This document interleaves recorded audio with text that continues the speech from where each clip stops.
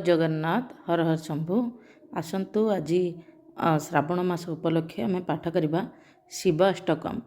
विश्वेश्वराय नरकर्णवतराणाय ज्ञानपदाय करुणामय सागराय कर्पूरकुंद धवलेन्दु जटाधराय दारिद्र्य दुख दहनाय नमः शिवाय।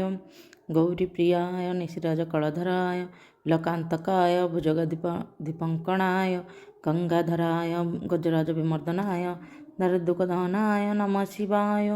भानुप्रियाय भवसागर तरणाय कामांतकाय कमलाप्रिय पूजिताय नेत्रत्रय शुभलक्षण वंदिताय दारिद्र्य दुख दहनाय नमः शिवाय।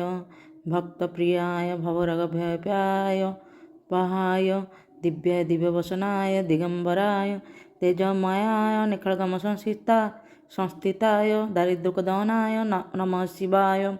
पंचाननाय फणिराज विभूषिताय स्वर्गवर्गफलदाय तच भैरवाय हिमासनाय भुवनत्रय वंदिताय दारिद्र्य दुख दहनाय नमः शिवाय।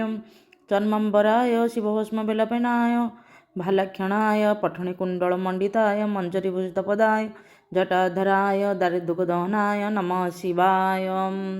यज्ञाय यज्ञ फलदाय गणेश्वराय शांतिप्रियाय वृषभेश्वर वाहनाय मातंग चर्म वसनाय महेश्वराय दारिद्र्य दुख दहनाय नमः शिवाय। रामप्रियाय रघुनाथ वरप्रदाय नृत्यप्रियाय नागराज सुतप्रियाय पुण्याय पुण्यचयिताय सुरार्चिताय दारिद्र्य दुख दहनाय नमः शिवाय। यही शिवाष्टकम पढ़िबा द्वारा विभिन्न प्रकार दारिद्र्य दुखरु आमको मुक्ति मिलता है। भगवान आमको सबु दुख दूर करिथांती। आउ एहा परे यही पाठ करिया परे आमको पुण्य लाभ होता है। जय जगन्नाथ हर हर शंभु।